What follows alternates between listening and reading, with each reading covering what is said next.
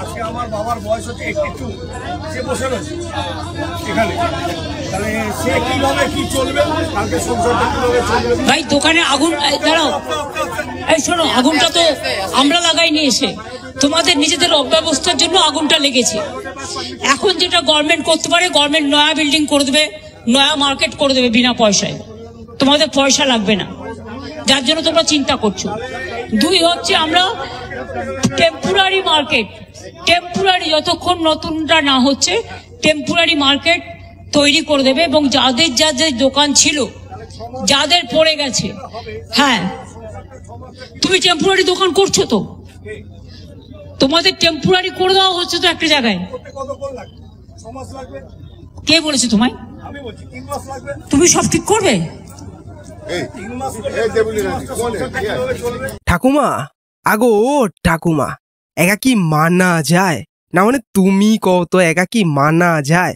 আগো এ তো তোমার উপরে উঠে কথা করবে না, মানে তুমি কও তো, তুমি হইল গিয়ে বাংলার মুখ্যমন্ত্রী। আমি বাংলার মুখ্যমন্ত্রী?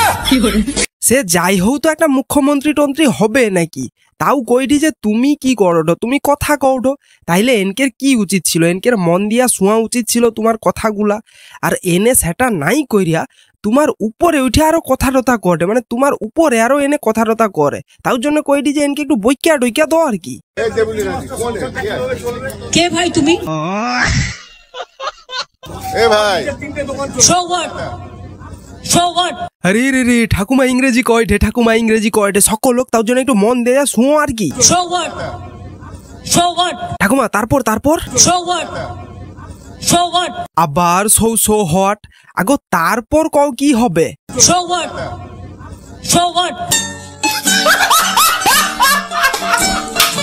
তোমার দোকানে আগুন লেগেছে, আমরা তো সিম্প্যাথেটিক, গভর্নমেন্টেরও তো কতগুলো প্রসিডিওর আছে।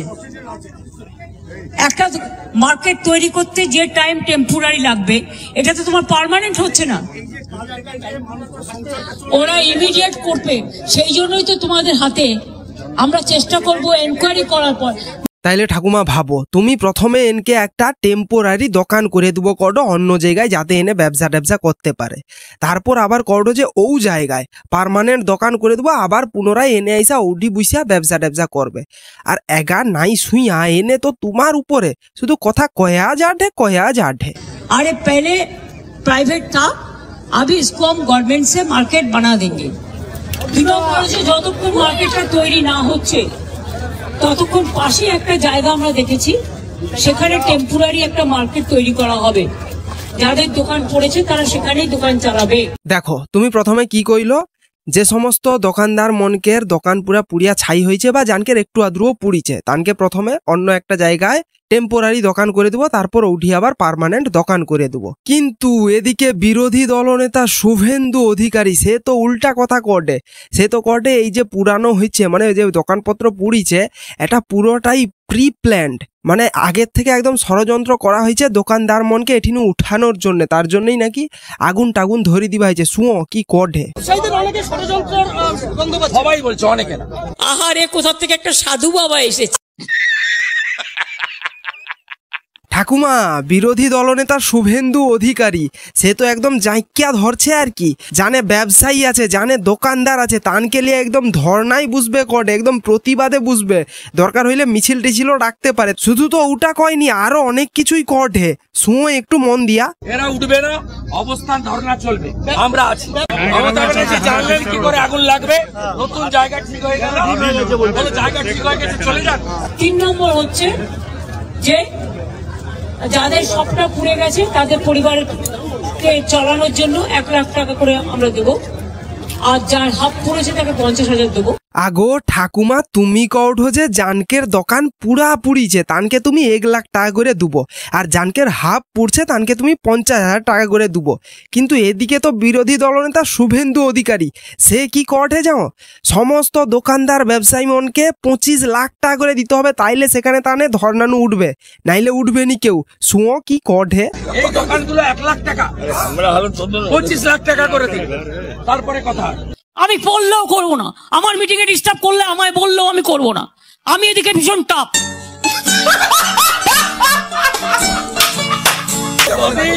ববি কালীগঞ্জে প্রচারে যাবে, ওই দিন আগুন লাগবে, ঠিক করেই ববি পালিয়ে। ঠাকুমা সোঁট হতো বিরোধী দলনেতা শুভেন্দু অধিকারী কি নয় কি কঢে, সে তো আবার এটাও কঢে তোমানে নাকি মাল করি লিছ মাল করি। মুখ্যমন্ত্রী আগে থেকে জানলেন কি করে যে আপনাদের এখানে অগ্নিকাণ্ড ঘটবে?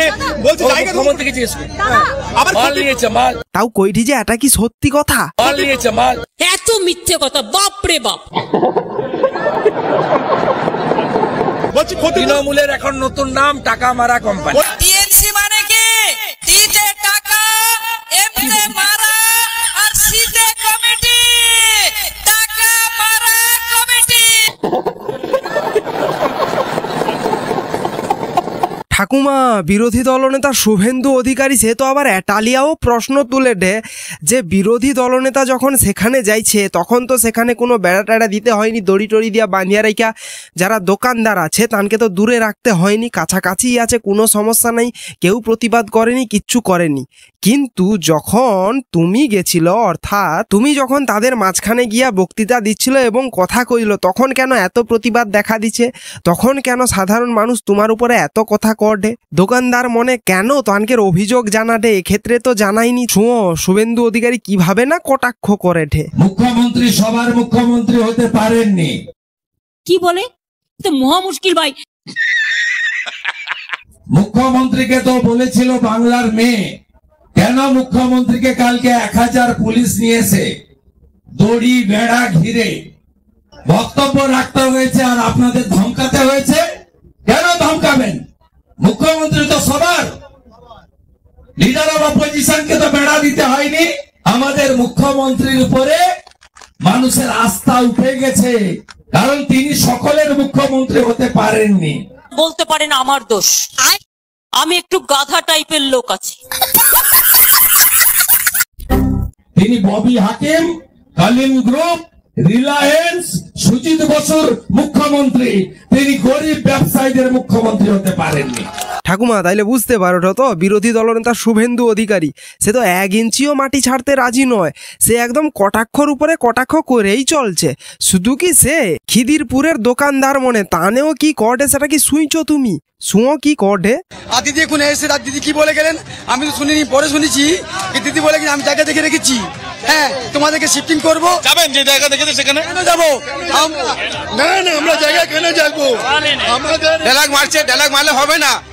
যাবেন না, যখন রাতে 12:30টার সময় আমরা 2টো অবধি এদিকে মজুদ আছি। শুধু কি তুমি, তোমার প্রশাসনের উপরও তানকের কোনো বিশ্বাস নেই, কোনো আস্থা নেই।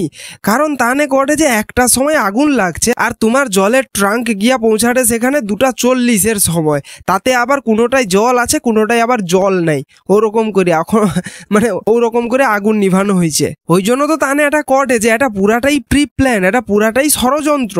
1টার সময় আগুন লেগেছে আর দমকল আসা 2:40-এর মধ্যে, হ্যাঁ তার মধ্যেও অর্ধেক জল আর জল নেই।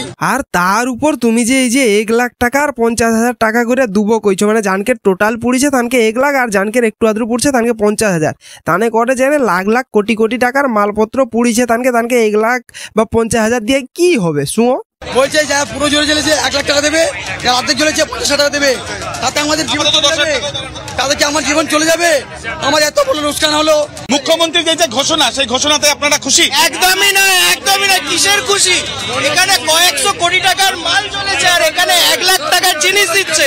মুখ্যমন্ত্রী জানা উচিত ছিল, যাওয়া উচিত ছিল, দেখা উচিত ছিল, উনি কিচ্ছু করেননি, খালি এসে বললেন যে অমক করবো তমক করবো, আমরা যা ভালো বুঝি করে দেবো। ঠাকুমা তাইলে বুঝতে পারছো তো এনে ঠিক কি কইতে চাটে? এনে যেটা কইতে চাইটে যে তুমি সব জায়গায় গিয়া যেভাবে ডায়লগবাজি করে থাকো সেখানে গিয়া খিদিরপুরে গিয়া ঠিক একইভাবেই ডায়লগবাজি করছো, ওটাই তো কইতে চাটে এনে, যাতে কাজের কাজ কিচ্ছু হবে নি, মানে প্রতিশ্রুতি হবে কিন্তু কাজের কাজ হয়তো কিচ্ছুই হবে নি, সৌটা কইতে চাটে আর কি। যাই হোক এ তো গেল একদিকের ঘটনা, আবার অপর দিকে ভাই আমাদের কলকাতার মেয়র ফিরহাদ হাকিমকে নাকি উপনির্বাচনের জন্য সে প্রচার যাইছিল আর কি, সে ঠিক গিয়া নাকি তাকে আবার বাধা প্রাপ্ত হতে হবে। মানে ভাবো কি অবস্থা তাইলে বর্তমান সময়ে আমাদের রাজ্য সরকারের। কলকাতার মেয়র যে তাকেও যদি বাধা প্রাপ্ত হইতে হয় তাইলে আর কি করার। কালীগঞ্জ বিধানসভা উপনির্বাচনের ভোট প্রচারে আজকে সেখানে গিয়েছিলেন ফিরহাদ হাকিমও, যদিও তাকে সেখানে এলাকার মানুষের ক্ষোভের মুখে পড়তে হলো। রাস্তা নিয়ে তাদের অভিযোগ, রাস্তা নেই, ভোট নেই, এভাবে ফিরহাদ হাকিমের সামনে আজকে ক্ষোভ দেখান এলাকার মানুষ।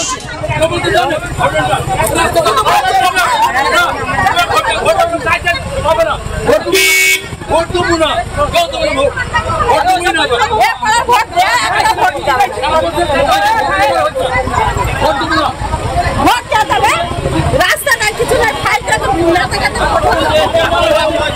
ভাই তাহলে কি অবস্থাটা বুঝতে পারো তো, ফিরহাদ হাকিমকে একদম সামনে দাঁড়িয়ে গড়ে যে ভোট দেবো না, ভোট দেবো না, রাস্তা হয়নি, কিছু হয়নি, ভোট দেবো না। প্রতি বছর ভোটের সময় চলেইছে কিন্তু কাজের কাজ কিচ্ছু হয়নি, তার জন্য ভোট দেবো নি।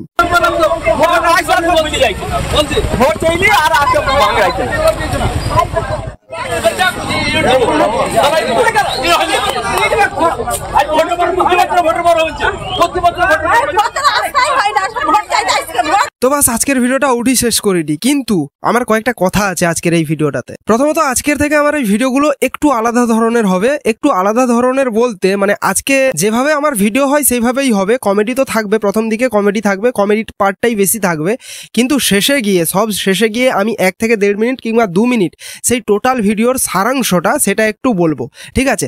তো আজকের আমাদের এই ভিডিওর সারাংশ হচ্ছে, মানুষ কিন্তু মুখ খুলতে শুরু করেছে।